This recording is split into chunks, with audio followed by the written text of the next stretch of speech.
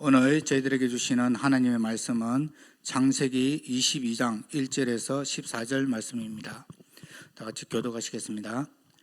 그 일 후에 하나님이 아브라함을 시험하시려고 그를 부르시되 아브라함아 하시니 그가 이르되 내가 여기 있나이다 하매 여호와께서 이르시되 내 아들 내 사랑하는 독자 이삭을 데리고 모리아 땅으로 가서 내가 내게 일러준 한산 거기서 그를 번제로 드리라.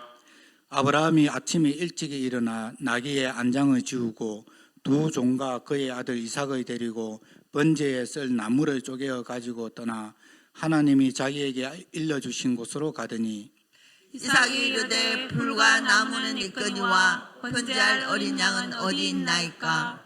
아브라함이 이르되 내 아들아 번제할 어린 양은 하나님이 자기를 위하여 친히 준비하시리라 하고 두 사람이 함께 나아가서 손을 내밀어 칼을 잡고 그 아들을 잡으려 하니 여호와의 사자가 하늘에서부터 그를 불러 이르되 아브라함아 아브라함아 하시는지라.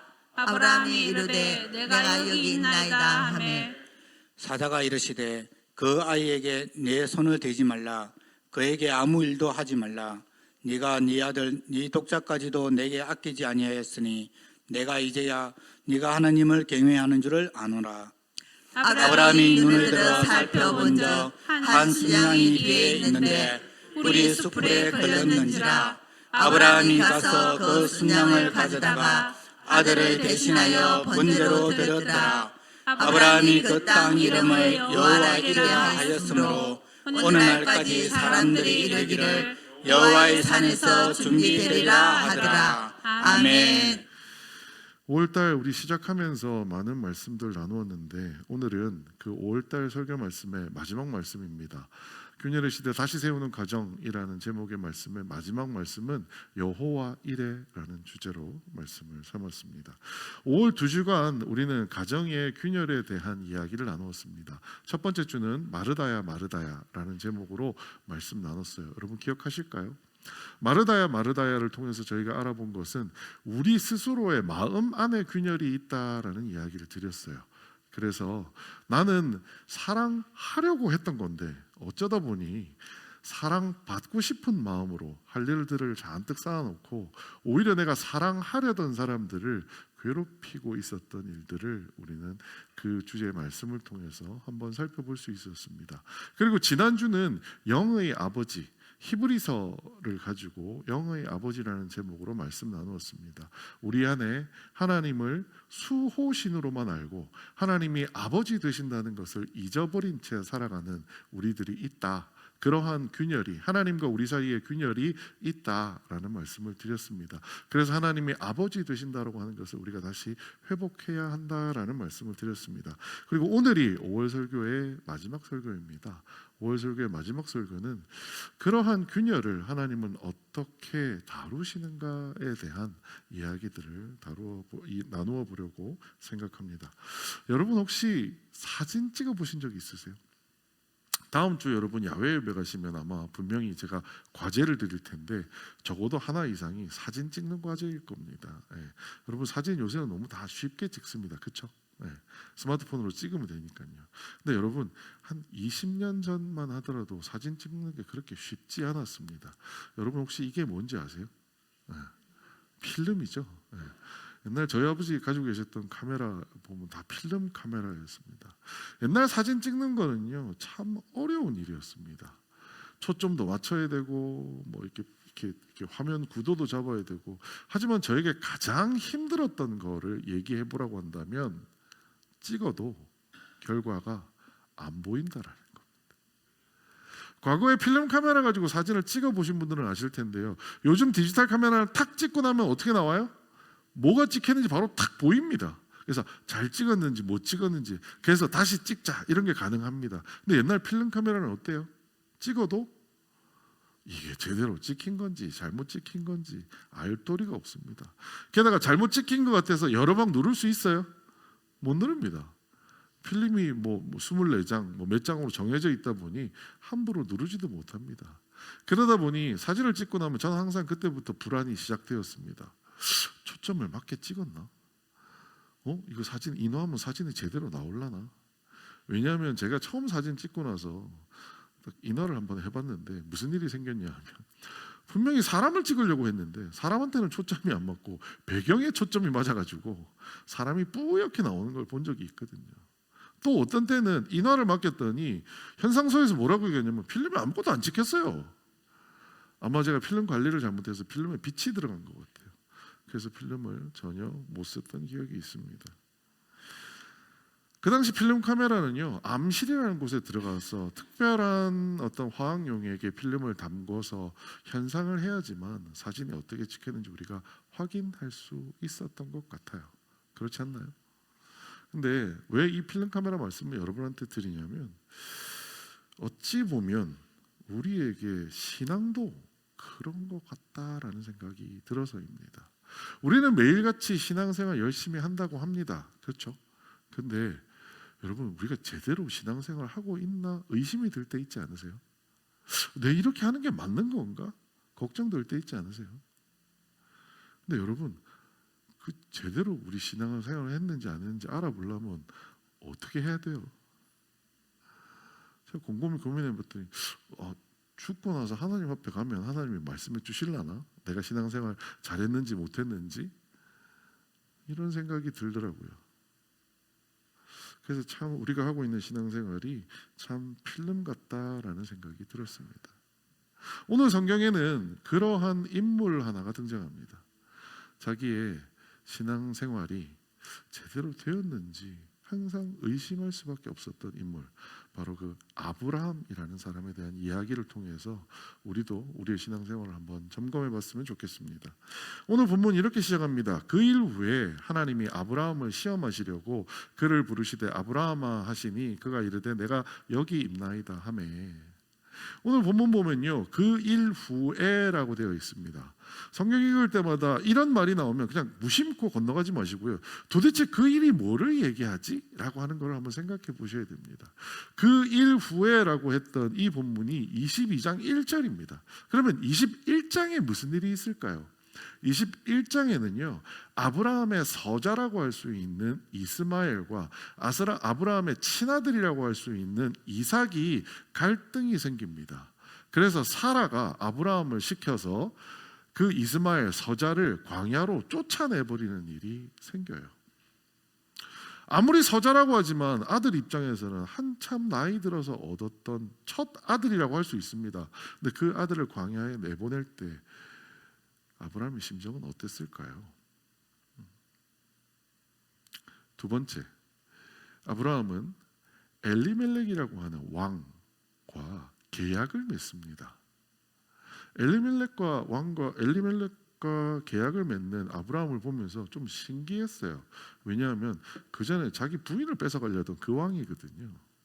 무슨 계약을 맺지? 라고 해서 봤는데 알고 보니까 아브라함이 지금 고향에 살고 있어요? 아니면 타향에 나와서 살아요? 타향에 나와서 삽니다. 타향의 삶은요 쉽지 않습니다.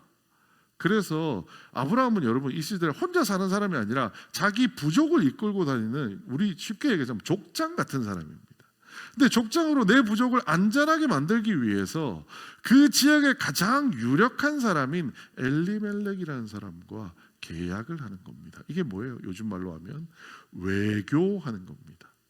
외교를 통해서 내 부족이 조금 더 안전하게 살아갈 수 있도록 외교 관계를 맺은 겁니다. 아브라함이 인간적으로 보면 참 괜찮은 족장이었던 것 같아요. 그런데 저는 이 모든 일 속에서 어떤 생각을 하게 되냐면 아브라함이 왜 지금 타향에 와서 살고 있냐라는 거예요. 왜 나왔어요? 고향에서 할 일이 없어서 나왔어요? 아니요, 하나님이 약속하셨기 때문입니다. 하나님의 약속 붙잡고 이 땅에 와서 살았던 그 아브라함이 결국 어떻게 한 거예요? 하나님의 약속대로 살았나요? 아니면 하나님 약속과 상관없이 살았나요? 대답하시기 참 되게 애매하죠. 아브라함도 그랬던 것 같아요. 내가 분명히 고향을 떠나온 거는 하나님 뜻대로 떠나온 게 맞는 것 같은데 이 가나안 땅에 와서 사는 삶을 보니까 내가 진짜 하나님을 사랑하는 건지 아닌지. 그리고 21장 마지막에 이런 표현이 나옵니다. 아브라함은 부엘세바에서 에셀 나무를 심고 거기서 영원하신 여호와의 이름을 불렀으며 라고 나옵니다. 여러분, 부엘세바가 어디냐면요, 오른쪽에 지금 보시면 이스라엘 땅이 보이는데 여기가 약속의 땅이라고 한다면 부엘세바는 아래쪽에 있는 여기입니다. 근데 이 부엘세바는 약속의 땅의 한가운데 있나요? 아니면 이방 땅과 경계에 있나요? 이방 땅과 경계에 있습니다. 아브라함은요, 약속의 땅 한가운데 들어가기 두려웠습니다. 하나님이 약속해 주셨지만 약속의 땅 한가운데는요, 정말 그곳을 오랫동안 살고 있었던 강한 부족들이 살고 있었거든요. 그래서 아브라함은 아무도 안 사는 동네 부엘세바로 도망 나온 겁니다. 그리고 거기서 사는 것도 불안하니까 엘리멜렉과 계약을 맺은 겁니다. 그리고 지도에 보시면 이방 땅이에요, 약속의 땅이에요? 일단 약속의 땅이에요. 하나님한테 면은 세운 거죠. 뭐예요? 한 발은 이방 땅에 자칫 뭔가 일이 생기면 이방 땅으로 도망가면 되니까 한 발은 약속의 땅에 이렇게 걸치고 살고 있는 겁니다. 그리고 거기 뭐라고 나왔느냐? 에셀 나무를 심었다고 나옵니다. 여러분, 에셀 나무가 뭐냐면요, 그늘을 만들어주는 나무입니다. 근데 이 에셀 나무가 그늘을 만들려면 최소한 3년 이상 지나야지 이 그늘이 만들어집니다. 그럼 지금 뭐 얘기한 거예요? 아브라함이 나 여기서 최소한 3년 이상 살 거야, 나 여기 정착할 거야 라는 거예요. 지금 어디 정착한다고요? 하나님이 약속하신 땅 한가운데요? 아니면 그 변방 경계에 살겠다는 거예요? 변두리에 살겠다는 겁니다. 오늘 본문 읽으면서 그 생각했어요. 참 누구랑 똑같다. 누구랑 똑같느냐? 저랑 똑같아요. 왜냐? 하나님이 약속해 주셨어요.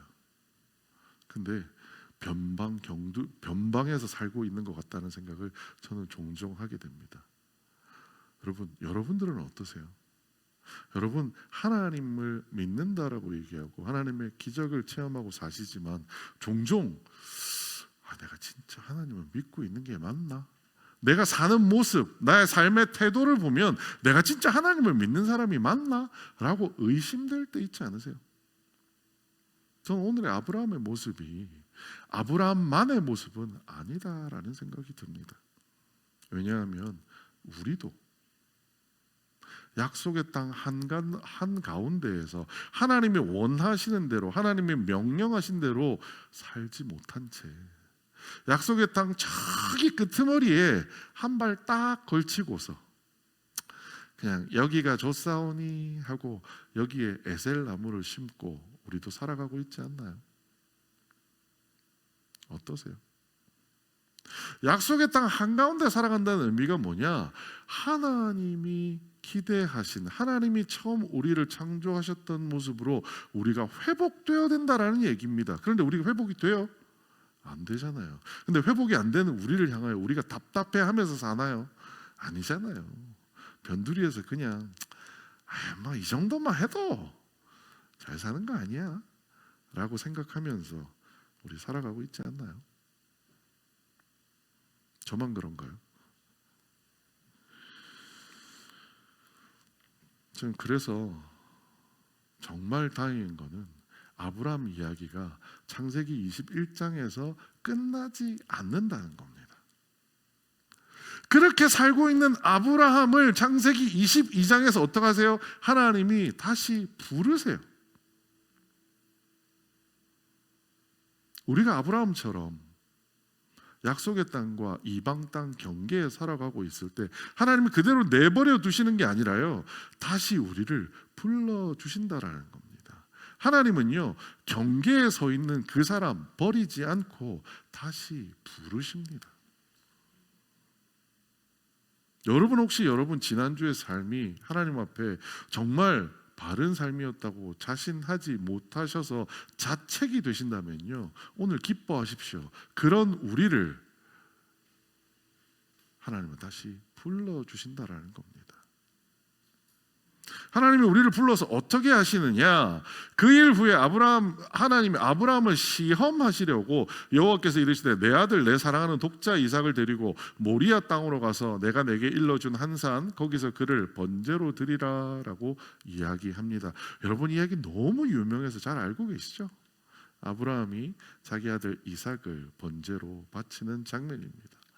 왜 바쳐요? 하나님이 아브라함을 시험하신 거예요. 왜 시험하세요? 아브라함이 하나님을 얼마나 사랑하는지 하나님이 모르셔서요. 전 이렇게 이 본문을 해석하며 마음이 너무 힘들었습니다.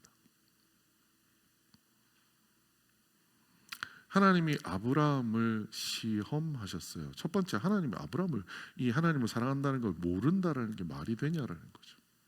두 번째, 그래서 무슨 일이 생겨요? 이삭과 아브라함의 관계가 완전히 작살납니다. 그 전에도 별로 균열이 나서 별로 안 좋았지만 이 사건을 계기로 해서 아브라함과 이삭은, 여러분 성경 잘 읽어보십시오. 그 이후에 이삭과 아브라함이 같이 등장하는 장면 없습니다. 유일하게 엄마가 죽었을 때 한번 잠깐 장례 치르러 얼굴 볼 뿐이지 이삭과 같이 등장하지 않습니다. 저는 이 본문에서 이해가 안 갔던 더 큰 건 뭐냐면 사람을 바치라고 한다는 겁니다. 왜냐하면 하나님은 레위기 율법을 주실 때 절대로 금하는 것 중에 하나가 뭐였느냐? 사람을 제물로 바치는 일은 절대로 하지 말라고 얘기하셨거든요. 그걸 하나님이 너무너무 미워한다고 말씀하셨어요. 그런데 지금 그런 하나님이 창세기에서 아브라함이 그렇게 사랑하는 자식을 하나님께 바치라고 이야기한 겁니다. 전 지난 한 주 이 말씀을 묵상하고 고민하면서 참 걱정이 되었어요. 하나님, 이게 도대체 무슨 소리예요? 하나님이 정말 아브라함이 하나님을 사랑하는지 모르셔서 그 아브라함이 하나님을 얼마나 사랑하는지 시험하려고 하나님이 이런 일을 하신 거예요. 저는 그렇게 생각이 되었어요. 하나님이 모르실 만도 하다. 왜요? 아브라함의 태도를 보니까요, 인간인 제가 제3자에서 성경을 읽어봐도 의심이 됩니다. 그는요 하나님의 약속을 믿고 나온다고 했습니다. 사실 아브라함 얘기하자면 긴데요, 약속을 믿고 나올 때조차도 어떻게 나와요? 하나님 말씀대로 빠릿빠릿 나와요? 아니요, 어기적 나옵니다. 본토 친척 아비 집을 떠나라고 했는데 아버지를 떠나요? 안 떠납니다. 아버지 모시고 나와요. 그리고 아버지가 돌아가실 때까지 하란 땅에서 안 나오잖아요. 그리고 하나님이 다 떠나라고 했는데 조카 롯을 데리고 나옵니다. 하나님이 모든 걸 책임져 주겠다고 하셨는데 자기 아내를 누이라고 팔아버립니다. 하나님은 분명히 여러 가지 기적을 체험하게 해주시면서 내가 네 아내 사라를 통해서 아기를 주겠다라고 얘기하셨는데 아브라함이 믿어요? 못 믿어요. 그래서 소자 이스마엘을 낳습니다. 하나님이 약속해 주신 그 땅에 들어가서도 하나님의 약속을 못 믿고요, 엘리멜렉과 외교적 계약을 하는 거죠. 그리고 지금 아브라함의 위치가 어디예요? 브엘세바, 이방 땅과 약속의 땅의 경계에 서서 있는 거예요. 제가 봐도요, 이 아브라함이 하나님을 믿는 게 맞나? 라는 의심이 들어요. 그래서 저라면, 제가 만약에 하나님이었다면 이런 시험을 통해서 아브라함에게 진짜 믿음이 있는지 확인하고 싶었을 것 같아요. 근데요, 제 그 마음을 똑같이, 조금 전에 제가 무슨 말씀 드렸어요? 아브라함의 현재 상태가 누구하고 똑같다고요? 저하고 똑같다고요. 그런데 지금 제가 아브라함을 어떤 관점에서 평가했어요? 제3자의 관점에서 아브라함을 평가했어요. 그런데 반대로 이 이야기를 제 이야기로 바꿔봤습니다. 그랬더니 무슨 생각이 드냐면요, 이 상황에서 제일 의심되는 사람, 내가 진짜 하나님을 믿는 게 맞을까? 내가 진짜 하나님을 사랑하는 게 맞을까? 가장 큰 의심이 되는 사람은 누구겠어요? 나 자신이에요. 하나님을 떠나서요, 내 스스로가 내가 진짜 하나님을 사랑하고 있나? 내가 하나님을 믿는 게 맞나? 하나님을 믿는다라고 얘기하는데 내 삶은 왜 이 모양이지? 하나님을 사랑한다고 얘기하는데 내 말투는 왜 이 모양이지? 여러분, 그게 지난 한 주 제 생각의 전부였어요. 왜 하나님은 아브라함에게 이러한 시험을 하셨을까요? 저는 아브라함을 보면서 누가 떠올랐냐? 5월 첫째 주에 여러분한테 전해드렸던 마르다가 떠올랐습니다. 아브라함도요, 마르다하고 똑같은 사람이었습니다. 하나님 앞에 어떻게든 내가 하나님을 사랑한다는 걸 증명하고 싶었어요. 무던히도 애썼어요. 여러분, 이스마엘이라고 하는 사람을 낳았다라고는 하지만 그 기간 동안 아브라함이 얼마나 오랫동안 기다렸는 줄 아세요? 여러분, 그렇게 기다리실 수 있을 것 같으세요? 못합니다. 우리 말이 쉬워서 본토 친척 아비 집을 떠나라고 해서 떠났다고 얘기하지만 여기서 그렇게 떠날 수 있는 분 있으세요? 못합니다. 아브라함은요, 어떻게든 하나님을 사랑한다라는 것을 하나님께 보여드리기 위해서 갖은 애를 쓴 거예요. 마르다처럼요.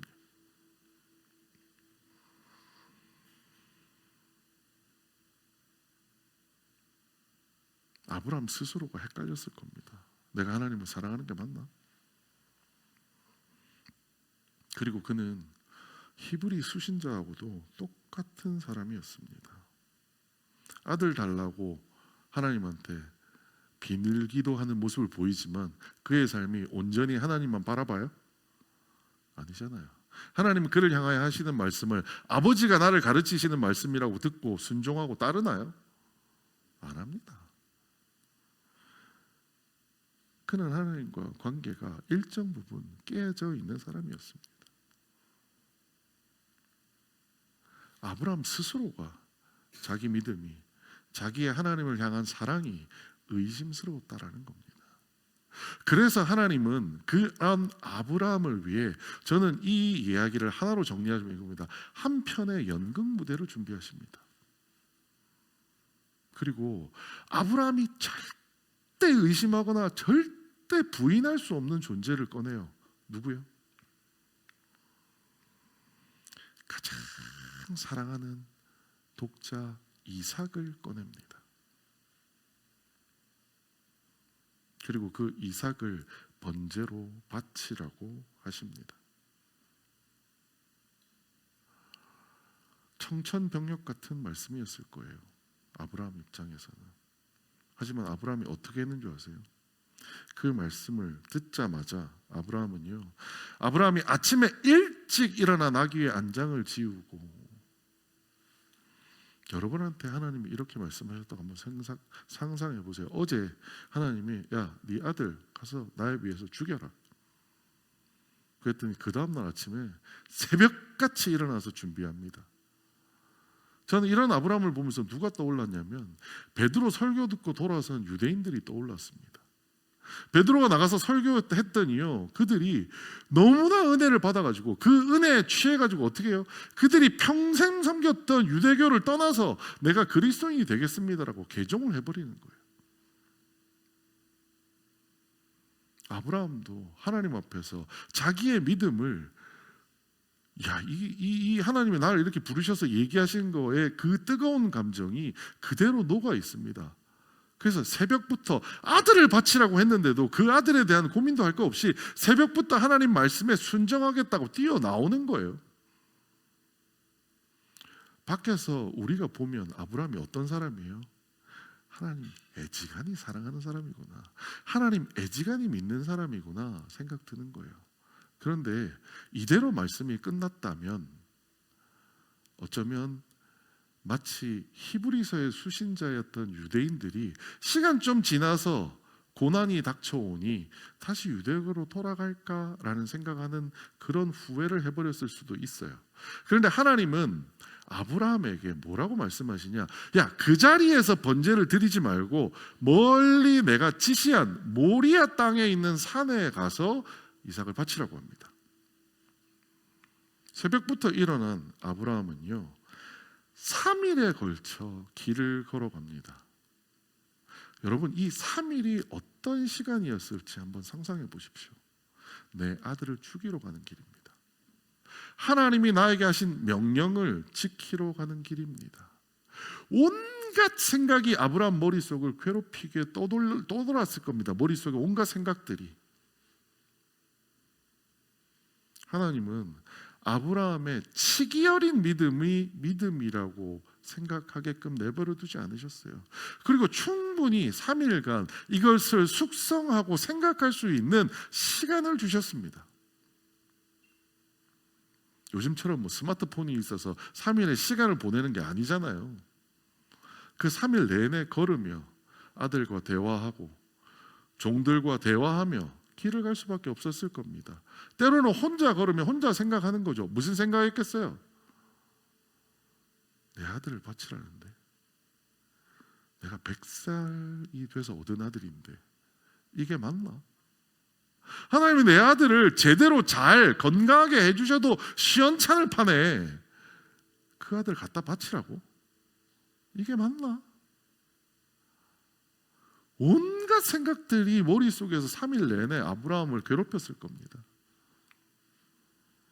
그 고민의 결과 성경이 기록하고 있습니다. 자, 이제 모리아산에 도착했어요. 그래서 종들은 산 밑에 두고 모리아산 위로 아들 이삭과 함께 걸어가려고 합니다. 그리고 종들을 향해서 아브라함은 이렇게 이야기합니다. 나귀와 함께 여기서 기다리라. 예배하고 우리가 너희에게로 돌아오리라. 지금 떠나가는 건 누가 떠나가요? 아브라함과 이삭이 떠나서 산 위로 갑니다. 그런데 이삭을 바치고 아브라함이 혼자 돌아올 수밖에 없잖아요. 하나님 말씀에 순종한다면. 그런데 지금 아브라함이 그 종들에게 뭐라고 얘기해요? 지금 아브라함은 하나님이 뭘 해주실지 모르고 아브라함이 하나님한테 들은 이야기라고는 네 아들을 번제로 바치라는 얘기 말고는 없어요. 그런데 3일 동안 고민한 아브라함의 입에서 튀어나온 얘기가 뭐냐면, 자, 지금 내가 번제 드리러 가는데 다시 돌아올 때 누가 돌아와요? 우리가 돌아올 거라고 얘기하는 거예요. 아브라함은 3일 동안 믿음의 훈련을 받았습니다.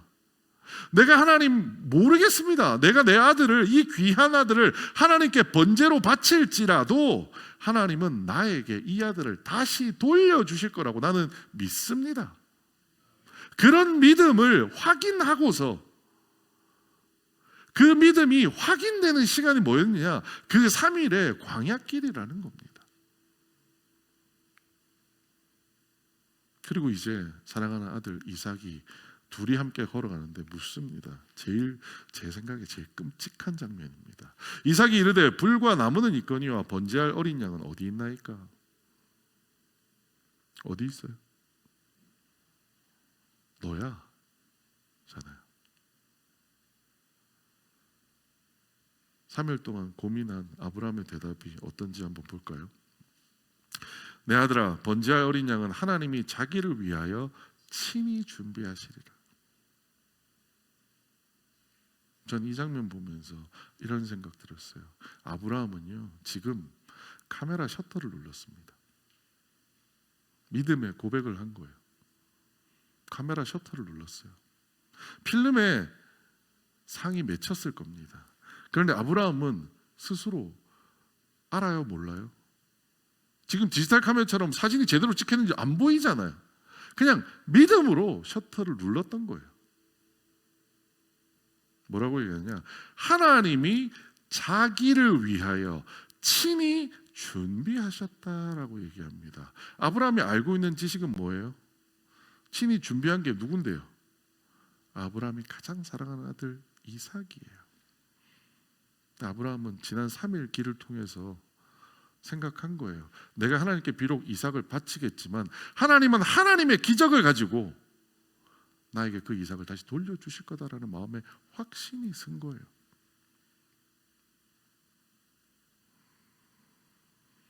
그리고 아브라함은 자기의 아들을 결박하여 제단 위에 올립니다. 그리고 칼을 들어 아들을 죽이려고 합니다. 그때 하나님은 하나님의 사자를 통하여 말씀하십니다. 여호와의 사자가 하늘로부터 그를 불러 이르시되 아브라함아 아브라함아 하시는지라. 우리는 지난 시간 5월 첫째 주에 마르다야 마르다야 얘기하면서 이 말씀 드렸었죠. 히브리어에서 사람을 두 번 부르면 어떤 거라고요? 사랑한다, 내가 너를 믿는다 라는 의미가 이 말 속에 담겨 있다라는 겁니다. 결코 아브라함이 자기 아들을 죽일까 봐 급하게 멈추게 하려고 불렀던 게 아니다라는 겁니다.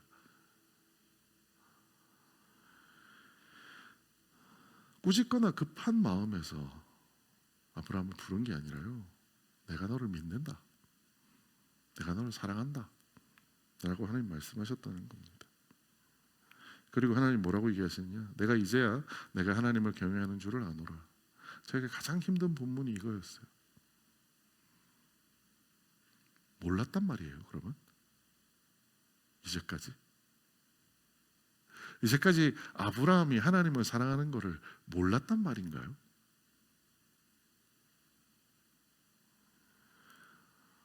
저는 여기까지 성경을 읽고 나서 하나님께 이렇게 기도했습니다. 하나님, 제가 단단히 잘못 알고 있었네요.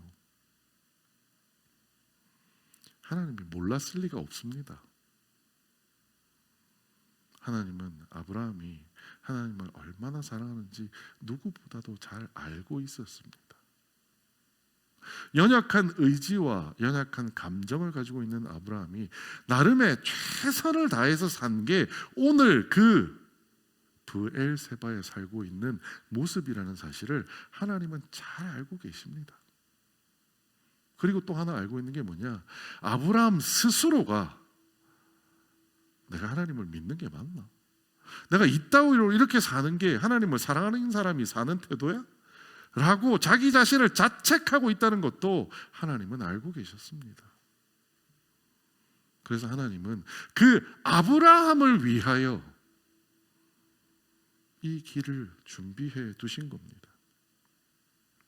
아브라함은요, 자기가 부인할 수 없이 사랑하는 존재 그 이삭을 마지막 순간까지 하나님 앞에 바치려 했습니다. 하나님을 사랑하고 있고 하나님을 믿는다는 것이 이제 아브라함이 스스로 부인할 수 있을까요? 부인하지 못합니다. 하나님, 내가 진짜 하나님을 사랑하나 봐요. 하나님, 내가 진짜 하나님을 믿나 봐요. 결국 하나님이 시험하셔서 증명하시고 싶었던 것은 하나님 자신의 마음이 아니라 아브라함의 마음이었다라는 겁니다. 지난주 저희 아들이 수학여행을 갔다 왔습니다. 수학여행 갔다 오면서 경주에서 선물을 사왔더라고요. 경주빵이에요. 경주빵. 뭐 저 한두 달 전에 저도 경주 가서 사 먹었어요. 근데 그 경주빵을 사온 아들을 보고 제가 우리 아들 아빠를 위해서 이런 빵을 사줘왔어. 이야, 아빠가 너무 기쁘다. 아들이 이런 걸 갖다 준 게 아빠가 너무 기쁠 것 같아. 제가 그 순간에 저희 아들이 아빠를 사랑한다는 것을 그제서야 알아서 우리 아들한테 너무 기뻐서 그렇게 표현했을까요? 아니요. 제가 그렇게 반응했더니요, 저희 아들 그 전에 힘들어가지고 이렇게 막 피곤해 있던 얼굴이 한박 웃음이 피더라고요. 아들 스스로 그렇게 생각했을 거예요. 아, 내가 아빠, 엄마, 그 집에 있는 시은이를 그래도 좀 사랑하고 챙기는 사람인 것 같아. 이렇게까지 하고 아빠가 이렇게까지 기뻐하는 거 보니까 내가 그런 사람인 것 같아 라는 자신이 생기지 않았겠어요? 제가 왜 그런 태도로 아들을 안아주고 더 크게 기뻐했겠어요? 아들 마음에 확신을 주려고요.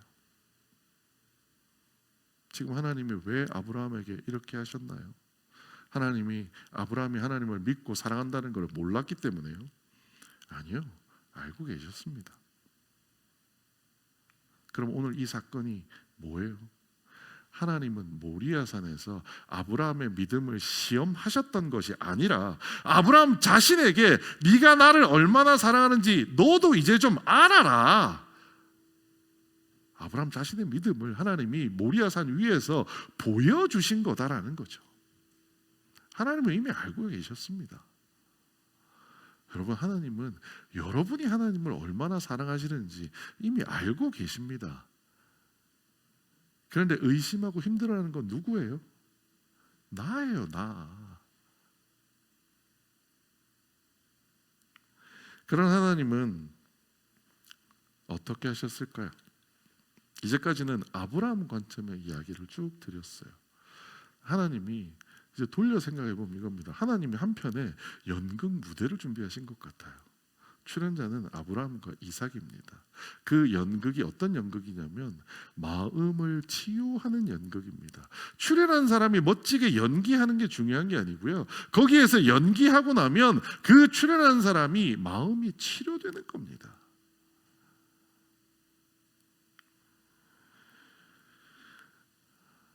아브라함이 눈을 들어 살펴본 적 한 순양이 뒤에 있는데 뿔이 수풀에 걸려 있는지라 순양이 뒤에 준비되어 있어요. 그래서 이 양을 이삭 대신에 번제로 드렸다. 우리 너무 잘 알고 있죠.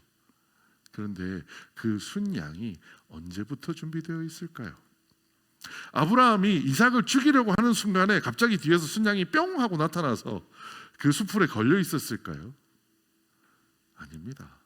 어쩌면 3일 전에 하나님이 아브라함한테 모리아 산에 가라고 하기 그 전부터 이 양이 뿔이 거기에 걸려서 오도 가도 못하는 채 있었을지도 모릅니다. 무슨 이야기냐? 하나님은 이 모든 것을 미리 준비하고 계셨다라는 겁니다. 그리고 아브라함은 3일 길을 걸어오면서 그렇게 준비하시는 하나님, 나를 위하시는 하나님이 계신다라고 하는 것을 알게 된 거예요. 그리고 산을 올라오는 길에 이삭한테 아브라함이 아까 제가 사진을 찍었다고 말했죠. 아브라함이 이삭한테 뭐라고 얘기해요? 이삭이 아버지 저기 재물은 어디 있어요? 그랬더니 하나님이 준비하신다고 했잖아요. 여러분 그 준비하신다고 할 때 그 준비가 히브리어로 뭔지 아세요? 이레입니다. 아브라함이 사진을 찍었습니다. 하나님이 준비하신다고요. 그런데 산 위에 올라왔더니 준비가 되어 있나요? 안 되어 있나요? 되어 있어요. 이미 오래전부터 양이 가시 떨기에 뿔이 걸려서 대기하고 있었던 거예요. 아브라함의 믿음이 암시를 지나서 현상되는 겁니다.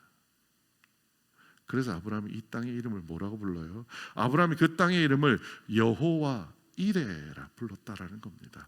여호와의 산에서 준비되리라 하였더라라고 얘기하는 겁니다.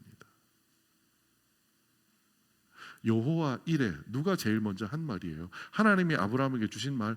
아니요, 아브라함 스스로가 자기 입으로 했던 말이에요. 하나님이 준비하시라 여호와 이레라고 자기가 말한 거예요.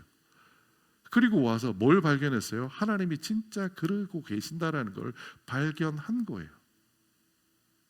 필름에 상이 맺히는지 안 맺히는지 모른 채 셔터를 눌렀던 것처럼 아브라함이 입술로 고백했더니 하나님이 암실 속에서 아브라함의 그 고백이 제대로 찍혔다라고 하는 것을 보여주신 게 오늘 장면이다라는 겁니다. 여호와 이레가 무슨 뜻인데요? 준비하다라는 뜻이지만 실제 그 어원을 따져보면요, 보다라는 뜻입니다. 여호와께서 보고 계신다 이 뜻입니다. 여러분 하나님의 섭리에 따라 섭리라는 말 많이 들어보셨죠?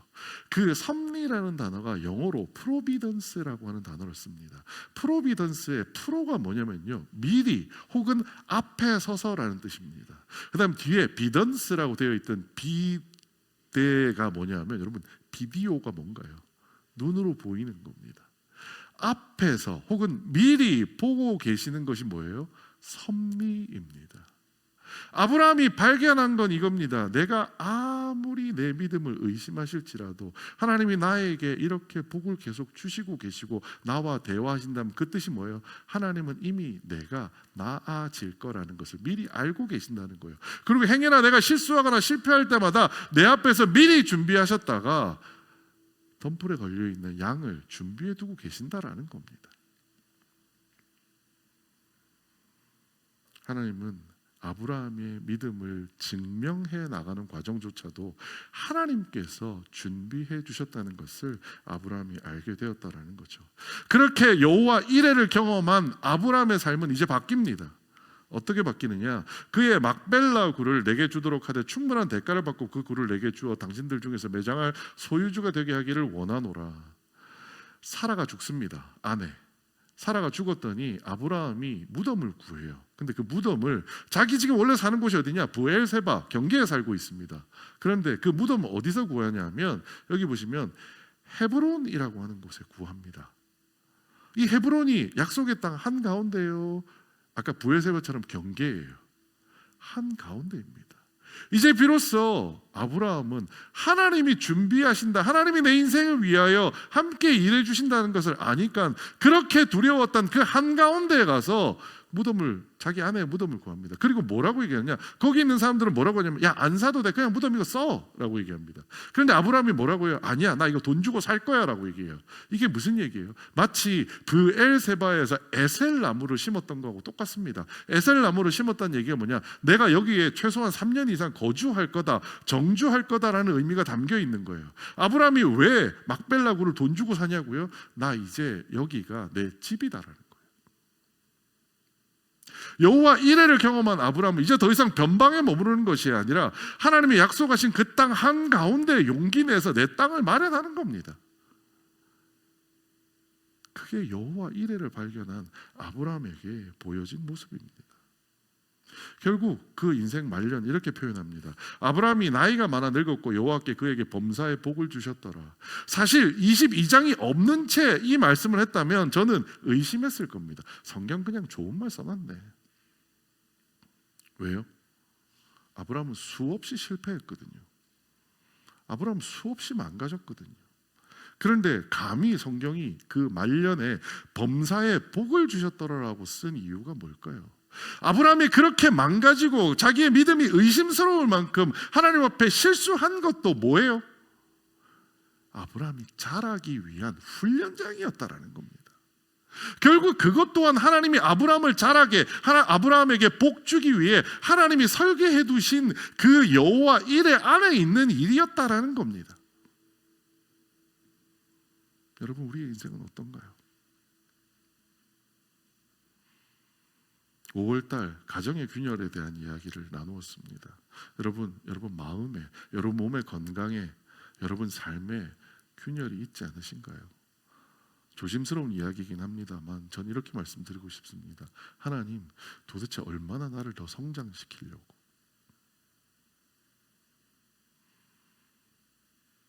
저는 한 번도 경험하지 못했어요. 어제 구역장님들한테 그런 말씀 드렸는데요. 저희 아버지, 저희 어머니, 원로 목사님, 원로 사모님은 워낙 인격적인 분들이라서 제가 중고등학교 때 사춘기가 없었던 것 같아요. 왜냐하면 이미 인격이 성숙하신 분들이시거든요. 근데 요즘 저한테 저희 애들이 사춘기가 왔어요. 크게. 저는 하나님께 원망했어요. 하나님, 왜 이러세요? 제가 이렇게 살았는데 나는 한 번도 사춘기라는 걸 경험하지 못하고 고등학교를 졸업하고 어머니 아버지 말씀에 순종하며 살았는데, 근데 오늘 본문 말씀을 통해서 하나님 저한테 이렇게 말씀하시는 것 같았어요. 네 아직 많이 배워야 되잖아.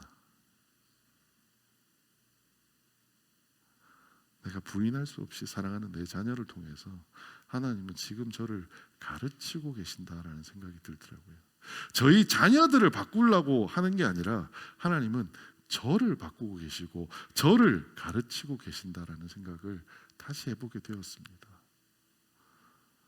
여러분 어떠세요? 균열 있지 않으세요? 여러분 그 균열을 오늘 아브라함처럼 한번 생각해 보시죠. 하나님이 준비해 두신 겁니다. 하나님은 어딘가에 풀숲에 뿔이 걸려 있는 양을 준비해 두셨습니다. 그리고 뭐라고 얘기하냐면 최선을 다해서 한번 해봐. 고작 경주빵 하나 사온 아들을 보고 과하게 칭찬했던 아빠처럼 여러분이 그 균열을 메꾸고 다시 일어서서 하나님 앞으로 돌아갈 때 하나님은 여러분에게 제가 저희 아들에게 과하게 칭찬했던 것처럼 하나님은 과하게 칭찬하실 겁니다. 마치 아브라함을 향해서 내가 오늘 네가 나를 사랑한다는 걸 내가 오늘 드디어 알았어. 하나님 그 전에 몰랐다고요? 알고 계셨어요. 왜 그러신 거예요? 하나님 마음, 아브라함 마음에 더 확신을 주고 싶었어요.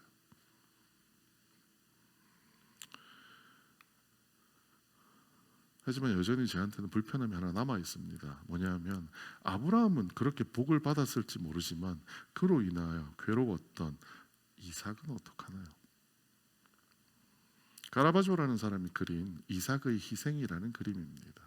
제가 생각했던 어렸을 때 상상한 그림은 이삭은 아브라함 아버지의 말씀에 순종했다였어요. 그래서 이삭은 별로 상처받지 않았을 거라고 생각한 거예요. 그런데 가라바조라는 사람이 참 솔직하게 그림을 그립니다. 확대해서 이삭의 얼굴을 보면요, 이렇게 되어 있습니다.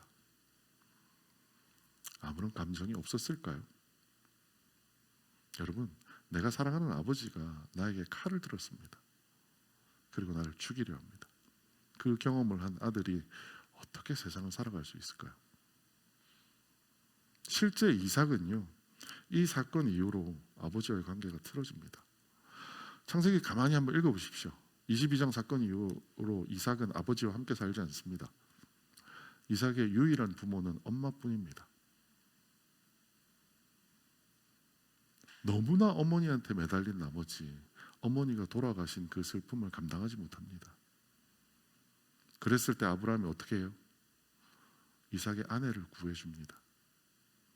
그 리브가가 돌아왔을 때 이삭이 어떻게 하냐면 아내로 삼고 사랑하였으니 이삭이 그의 어머니를 장례한 후에 위로를 얻었더라. 아버지 계셔도 소용없었다고요. 그만큼 이삭의 마음은 망가지고 힘들었습니다. 그런데요, 저는 이 말씀 끝에 있는 이 한 구절이 저에게 너무 큰 은혜가 되었어요. 우리 같이 한번 읽어보겠습니다. 시작. 아브라함이 죽은 후에 하나님이 그의 아들 이삭에게 복을 주셨고 이삭은 부엘라 헤로이 근처에 거주하였더라. 여러분, 이삭이 아브라함이 죽은 후에 어디에 살았다고 얘기하느냐?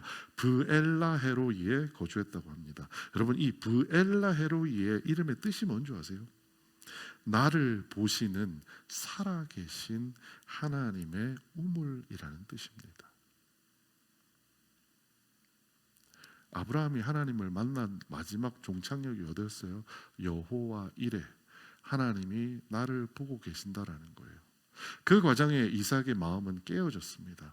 하지만 그 아버지가 죽은 다음에 이삭이 살았던 곳의 이름이 뭐라고요? 하나님이 나를 보고 계신다라는 이름의 지역에 살고 있다라는 겁니다.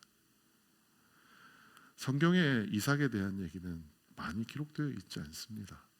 하지만 제가 분명하게 이 구절로 은혜를 받았던 건 하나님은 절대로 이삭도 내어버리지 않으셨다는 겁니다. 하나님은 이삭에게도 여호와 이레를 브엘라 헤로이로 이어주고 계셨다라는 겁니다. 아브라함에게 여호와 이레로 나타나셨던 하나님은 아브라함과 이삭의 관계가 깨어졌다 할지라도 그 아들 이삭에게 브엘라 헤로이라는 은혜로 이어가 주셨다라는 겁니다. 하루아침에 가정의 균열이 메꾸어질 거라고 기대하지 않습니다. 어쩌면 이미 우리 가정의 균열은 끝나버린 걸 수 있습니다. 하지만 부모된 내가 먼저 하나님 앞에 바로 서서 내 믿음에 확신을 서게 되면요, 내 자녀는 누가 해주세요? 하나님이 해주세요. 내가 하려고 애를 써도요, 안 되더라고요. 그럼 결국 내가 믿을 건 누구밖에 없어요? 하나님밖에 없습니다. 모리아산에서 아들을 죽이고자 아들을 버리겠다라고 마음먹었던 아브라함에게 가장 큰 선물로 하나님이 다시 그 이삭을 살려주셨던 것처럼, 하나님이 너와 함께 하신다는 걸 알려주셨던 것처럼 우리의 깨어진 가정도 하나님은 하나님을 통해서 메꾸어 주실 거라고 저는 믿습니다. 오늘 말씀 정리하면 이렇습니다. 하나님은 경계에 선 사람을 부르십니다. 그리고 하나님은 모리아산에서 아브라함의 믿음을 보여주신 거지, 아브라함의 믿음을 확인하신 것이 아닙니다. 그리고 아버지에게 아브라함에게 여호와 일의 은혜가 아들에게는 부엘라 헤로이로 이어진다는 사실을 우리는 기억해야 될 것 같습니다. 한 가지 기쁜 소식은요, 아브라함은 필름 카메라 시대에 살았습니다. 그래서 믿음을 확인하려면 한번 사진을 찍고 하나님이 보여주실 때까지 기다려야 했다는 겁니다. 근데 우리는요, 요즘 누가 필름 카메라 써요? 다 뭐 써요? 디지털 카메라 혹은 스마트폰 쓰잖아요. 스마트폰은 어떤 장점이 있어요? 찍으면 바로 나옵니다. 요즘 우리의 믿음은 어떨까요? 바로 나올 수 있습니다. 그럼 오늘 우리의 문제는 뭐예요? 안 찍는 게 문제입니다. 여러분, 여호와 이레 오늘 요즘 여러분 경험하세요? 마치 필름 카메라의 시대의 여호와 이레를 여러분께서 기대하신다면 여러분 이제 업그레이드 좀 하셔야 됩니다. 필름 카메라 시대와 같은 여호와 이레가 뭐냐면 내가 기도하면 내 기도를 들어주시는 하나님입니다. 디지털 카메라 시대의 여호와 하나님은 어떤 분인 줄 아세요? 이미 예전에 준비해 두신 겁니다. 내가 하나님께 믿음을 보여드렸더니 그제야 뒤에 양이 뿅 하고 나타난 게 아니고요, 옛날부터 하나님이 준비해 두신 거예요. 하나님은 무려 2000년 전에 준비하셨습니다. 뭐를요?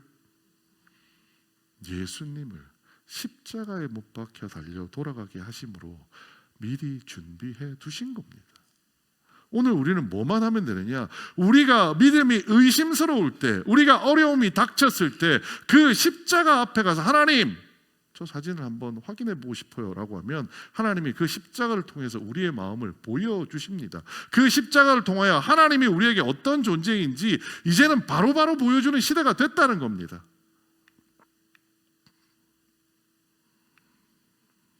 오늘 이 본문 같이 한번 읽어볼까요? 시작. 또 무리에게 이르시되 아무든지 나를 따라오려거든 자기를 부인하고 날마다 제 십자가를 지고 나를 따를 것이니라. 이제는 기도하고 기다리는 시대가 아니고요, 매일 기도하고 확인하고 기도하고 확인할 수 있습니다. 왜요? 여호와 일의 하나님이 우리를 위하여 이미 2000년 전에 우리를 위하여 준비해 두셨습니다. 어제 우리가 지은 죄도, 오늘 내가 지은 죄도, 내일 우리가 지을지 모르는 죄도 그 십자가를 통해서 이미 다 해결하셨다고요. 여러분, 오늘 내가 멀쩡하다고 해서 내가 하나님 앞에 엄청난 봉사하고 내가 엄청난 뭔가를 했다고 해서 내일 제가 하나님 앞에 배신하지 않으리라는 법 없습니다. 하지만 여러분 걱정 안 하셔도 되고요, 여호와 이레 하나님은 이미 예전에 그걸 위해서도 다 준비해 두셨습니다. 우리가 해야 될 일은 뭐냐면, 우리가 혹시나 그런 시험에 빠지거나 우리가 혹시나 그런 균열에 빠졌을 때 십자가 붙잡고 이제 기도하면 필름 카메라처럼 암실에 들어가지 않아도 하나님이 내 마음에 보여주신다라는 겁니다. 5월달 한 달을 여러분 이렇게 마무리했으면 좋겠습니다. 우리 마음에 균열이 생겼습니다. 하나님과 나 사이에 균열이 생겼습니다. 그 균열은 하나님이 이미 알고 계세요. 그리고 하나님은 우리에게 여러 가지 시험과 시련과 어려움을 주십니다. 그 시험과 시련과 어려움이 뭐예요? 우리 그 균열을 우리 스스로가 메꾸어 가도록 하게 하시는 하나의 하나님의 연금 무대 같은 곳입니다. 그것을 통과하고 나면요, 우리는 우리 스스로의 믿음에 대해서 우리 스스로가 가지고 있었던 균열들이 메꾸어지는 것을 경험하게 될 수 있을 거라고 생각합니다. 이제 우리의 믿음은요, 십자가를 통해서 바라보셔야 합니다. 우리가 하나님을 사랑한다는 것은 십자가를 통하여 다시 한번 확인되어져야 됩니다. 어떻게 해요? 매일매일 기도하면서 하나님께 뭔가를 비는 것, 여러분 마음이 힘들면 비십시오. 하지만 여러분 기도하면서 항상 이렇게 생각하십시오. 하나님, 저 이렇게 살았는데요, 십자가를 통하여 오늘 또 그 은혜 의지에서 나와서 함께 예배드립니다 라고 하나님께 기도할 수 있는 여러분 되셨으면 좋겠습니다. 5월을 마무리하면서 찬양 한 곡 부르며 예배를 마무리했으면 좋겠습니다. 내 모습 이대로 사랑하시네, 연약함 그대로 사랑하시네. 여러분, 우리는 여전히 연약합니다. 교회 다닌다고 하지만, 신앙생활 오래 했다고 하지만 우리도 똑같이 부엘세바에서 한 다리씩 걸치고 있는 사람들 아닌가요? 그런데 그런 우리를 예수님께서 뭐라고 하시냐? 불러주셨다라고 얘기하십니다. 그런 아브라함을 하나님이 부르셨던 그 은혜를 기억하며 이 찬송으로 함께 나가기 원합니다. 찬양하겠습니다.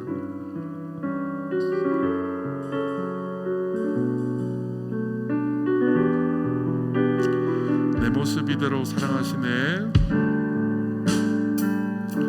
내 모습 이대로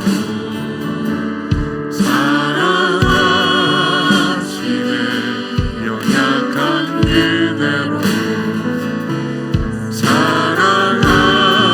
사랑하시네. 나의 모든 발걸음 주가 하시나니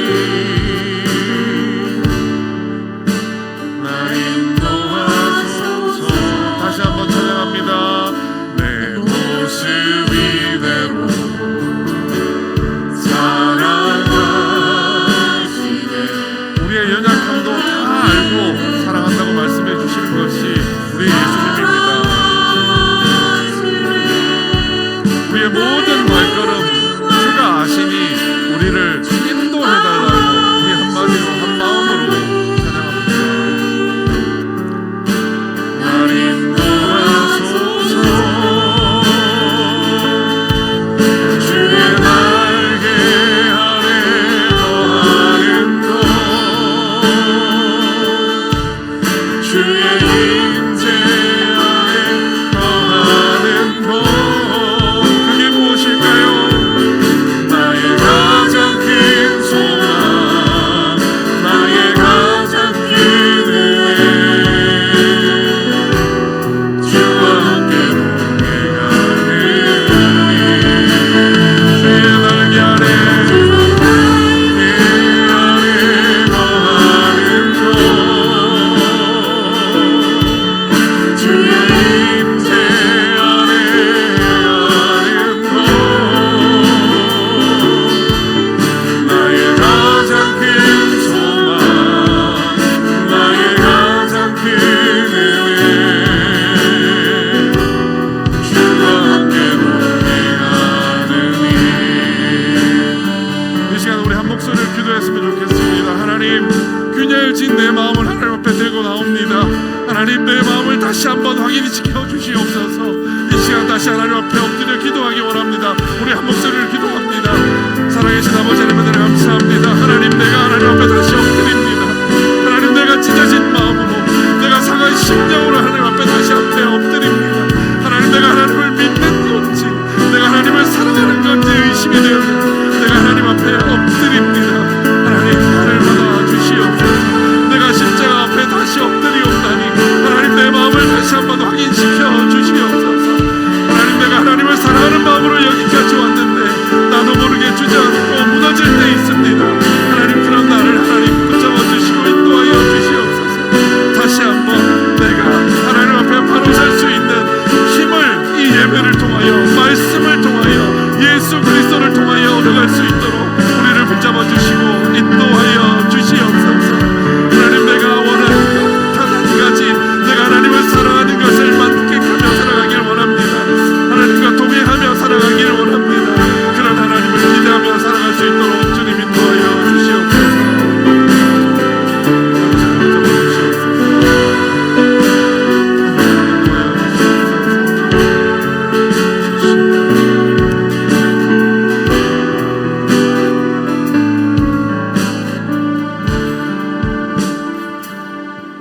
살아계신 아버지 하나님, 은혜를 감사합니다. 오늘 저희도 상한 심령을 가지고 나옵니다. 하나님, 우리를 살펴주시옵소서.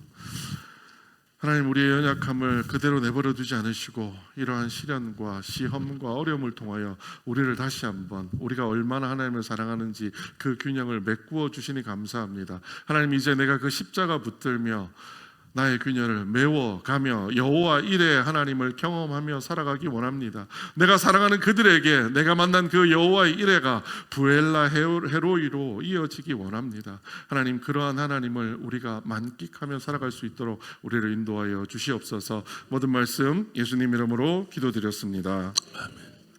지금은 우리 주 예수 그리스도의 은혜와 하나님 아버지의 크신 사랑과 성령님의 감동 감화하심과 충만하심이 오늘도 함께 사랑하는 가족들과 주의 전에 나와 예배를 드리며 하나님의 말씀 안에서 입술을 깨물며 지키기로 사랑하기로 믿음으로 행하기로 작정한 저희 모두들 머리 위에와 우리 선교 현장 위에 우리 귀한 선교사들과 가족들과 사랑하는 성도들과 아울러 나라와 민족 위에 영원토록 함께 계시옵기를 간절히 축원하옵나이다. 아멘.